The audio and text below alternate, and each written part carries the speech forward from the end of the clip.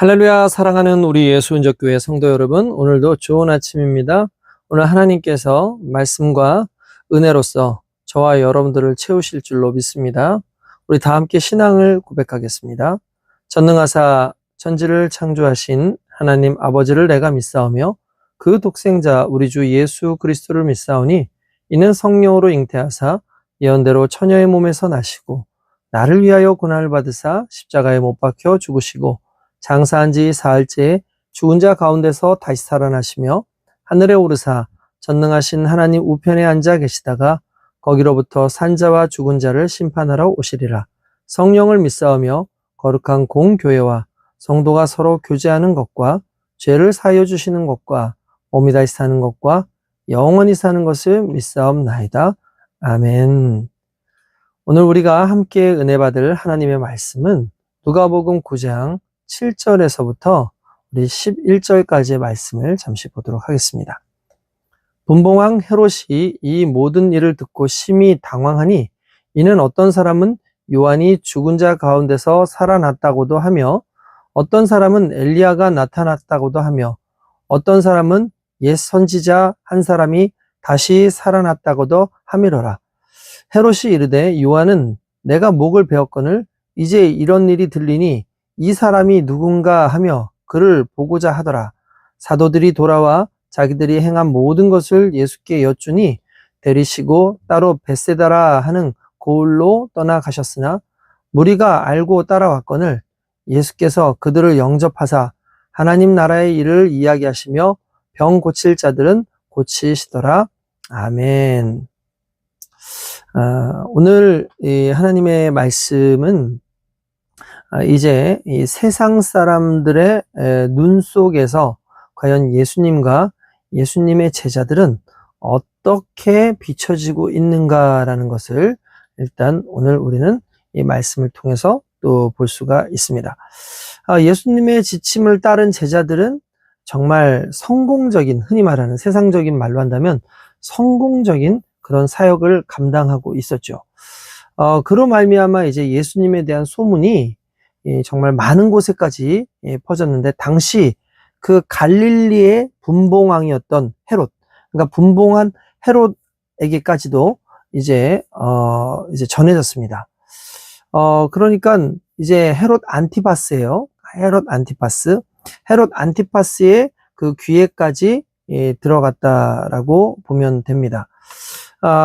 이 말이 들어갔다라는 건 이미 시끌벅적했다라는 거고 많은 사람들에게 있어서는 정말 예수님의 제자들의 사역이 정말 많은 사람들에게 감동이 되어지고 또 두려움의 그런 대상이 되었다라는 것을 볼 수가 있죠.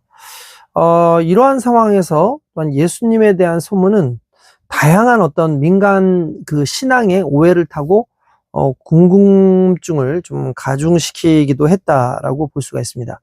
그러니까 예수님의 행적이 우리가 잘 아는 그 세례 요한이나 엘리야의 것에 비교되는 점에 좀 주목할 필요가 있다라고 보이는 거죠.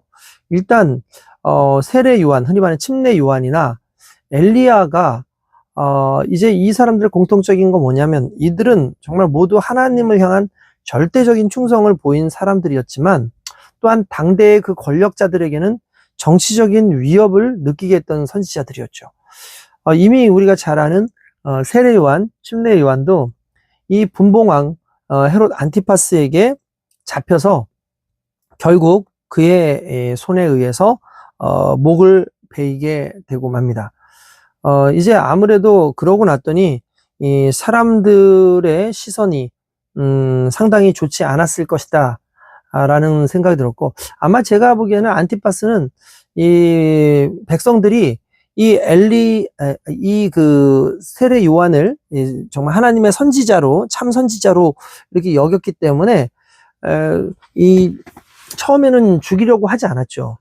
그렇지만 그 헤로디아의 이 농간에 흔히 말하는 노란하는 그런 상황이 되면서 결국 그의 딸에게 그 세례 요한의 목을 베어서 주는 그런 이 상황까지 오게 됩니다. 그러고 난 다음에 한번 생각을 해보자고요. 항상 밀란이 일어나지 않을까라는 고민을 했었을 것 같습니다. 왜냐하면 하나님의 선지자라는 것을 이미 많은 사람들이 인식하고 있는 상황에서 그 선지자를 죽였다고 한다면 분명히 이것은 오히려 그 헤롯 안티바스가 뭐 과거로 친다고 한다면은 정말 아합과 같은 그런 왕이다라고 사람들이 생각하지 않겠습니까? 그럼 언제 밀란이 일어날지 모르는 그런 상황에 이러한 그 예수님의 사역이 충분히 좀 긴장되는 것은 혹시 죽은 세례 요한이 다시 살아난 거 아니야? 분명히 내가 그 세례 요한을 못 베어서 죽였는데 저 사람이 혹시 백성들이 저를 따르는 그런 모습이 마치 세례 요한을 따르는 것처럼 너무나 인기가 있단 말이에요. 그러다 보니까 예수님의 그 행적 자체를 자꾸 세례 요한으로 판단을 하기도 하고, 또 때로는 혹시 엘리야가 아닌가, 전에도 한번 얘기를 드린 적이 있어요.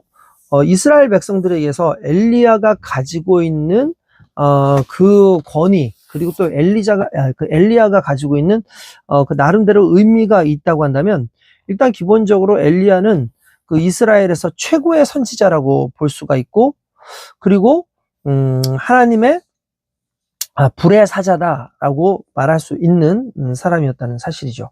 거기에 한 단계 더 나아간다면 엘리야는 죽지 않고 하늘로 올림을 받았던 사람입니다. 그래서 엘리야가 언젠가 다시 이 땅에 내려올 것이다 라는 그러한 민간적인 그런 신앙이 당시 유대 사회에 이렇게 팽배했었던 것을 알 수 있어요. 그래서 예수님의 사역을 엘리야의 현신이다, 엘리야가 다시 왔다라고 그렇게 이제 생각을 하는 부분이 없지 않아 있었다라는 거죠.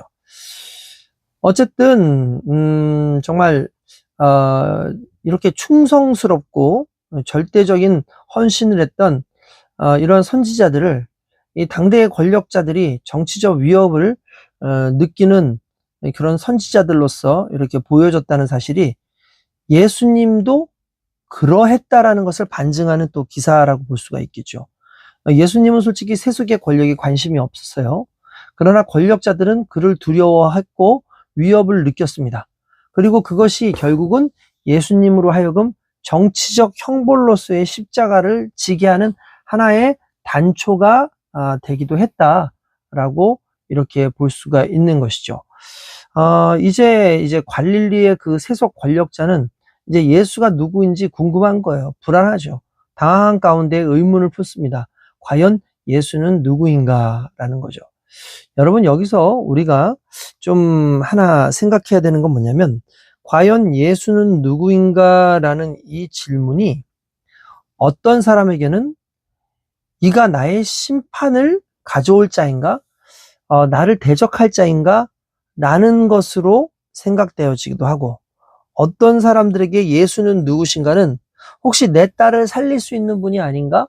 라는 그런 것으로도 볼 수가 있고, 또 어떤 자들에게는 바리새인이나 서기관이라든지 이런 사람들은 우리의 종교적 신념이나 또는 율법적인 어떠한 그런 삶에 우리가 누리고 있는 이 영역을 혹시 깨트리고 이것을 뒤집는 그런 사람은 아닌가? 라는 그러한 종교적인 어떠한 두려움을 가지고 과연 예수는 누군가라는 걸 보는 사람도 있을 수 있겠죠. 그런가 하면 어떤 이들에게는 예수님은 누구신가? 우리에게 오신 메시아인가? 하나님의 아들이 맞는가? 이렇게 예수님에 대해서 또 이해하는 예수님이 누구신가에 대한 이해를 가지고 뭐 질문하는 이들도 있을 거라는 거죠. 여러분, 이게 무엇을 의미하는 겁니까? 맞습니다. 누가 예수님을 만날 것인가? 여러분, 우리에게 예수님, 우리가 믿는 예수님은 어떤 예수님입니까? 그냥 우리가 믿는 그 예수님, 우리가 알고 싶어하는 그 예수님은 도대체 어떤 예수님이냐는 거죠. 간단하게 해서 우리는 그냥 단순히 우리에게 평화를 주시고 그냥 우리를 편안하게 해주시는 그런 정치적인 왕으로서의 예수님을 바라고 있는 것은 아닙니까? 아니면 우리가 잘 먹고 잘 사는데 필요한 예수님을 바라는 건 아닐까요?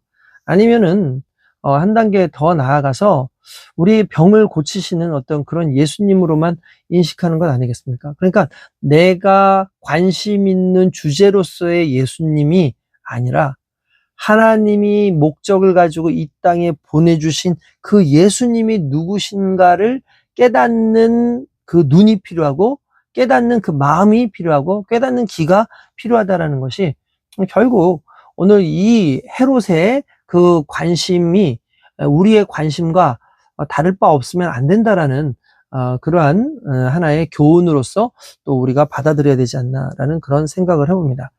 어쨌든 그러한 상황 속에서 계속해서 예수님을 좀 주시하는 모습이 나오죠.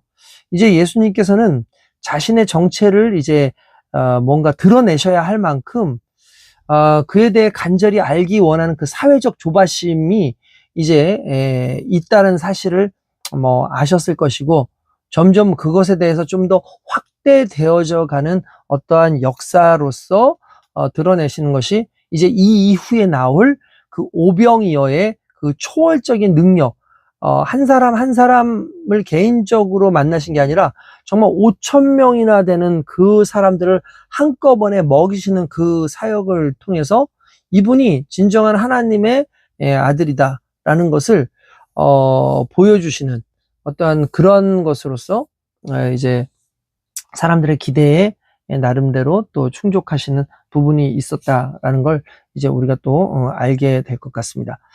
어쨌든 이러한 은혜가 있었고, 또 여기에 이제 제자들이 이제 예수님께로 돌아오죠. 그래서 예수님께 돌아와서 이제 자신들의 그 행했던 모든 것을 이야기하고, 또 예수님께 예수님, 우리가 이런 사역을 했습니다. 이런 것이 어떤 것인가요? 하면서 아마 다양한 그런 질문들을 했을 거라는 거죠. 그때 이제 예수님께서는요, 이제 이들을 데리고, 이제 베세다라는 곳으로 이제 또 새로운 사역을 감당하시려고 그렇게 떠나가셨습니다. 근데 수많은 무리들이 예수님께서 베세다로 간다라는 사실을 알고 다 따라왔어요. 그런데 예수님께서는 그들을 거부하지 않죠. 그들을 영접했다라는 말입니다. 영접했다. 일반적으로 우리가 예수를 영접한다라는 말을 했지, 예수께서 우리를 영접했다라는 말을 잘 사용하지 않지 않습니까? 그러나 분명한 것은 예수님께서 이 땅에 오신 목적은 우리를 영접하시기 위해서요. 우리를 영접하시기 위해서. 이건 어떻게 보면은 놀라운 거죠. 우리가 예수를 영접한다라는 개념이 아니라 예수께서 우리를 영접했다라는 그 사실 자체가 결국 예수님이 얼마나 우리를 섬기시고 하나님께서 우리를 얼마나 정말 사랑하시는지에 대해서 나타나는 일이라고 표현할 수 있습니다.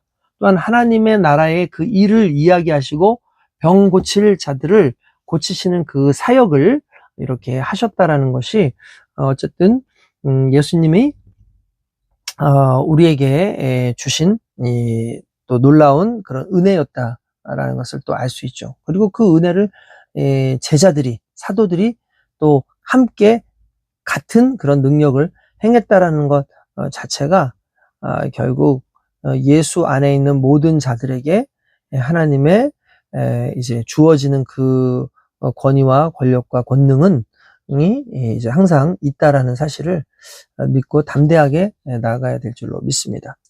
오늘은 여기까지 하도록 하겠습니다. 거룩하신 아버지 하나님, 감사합니다. 믿음 안에서 살아가면서 정말 세상의 눈으로, 세상의 관심으로 우리가 예수님을 바라보는 것이 아니라 정말 하나님의 목적 안에서 우리에게 오신 그 예수님을 신실하게 깨닫고 그분을 우리의 하나님, 우리의 구세주로 정말 믿고 알아가는 우리의 삶이 되어지도록 하루하루를 주님을 더욱더 깊이 알아가는 우리 모두가 되게 하여 주시옵소서. 감사하고 예수님의 이름으로 기도드리옵나이다. 아멘. 자, 오늘 하루도 주님 안에서 승리하시길 축원드립니다.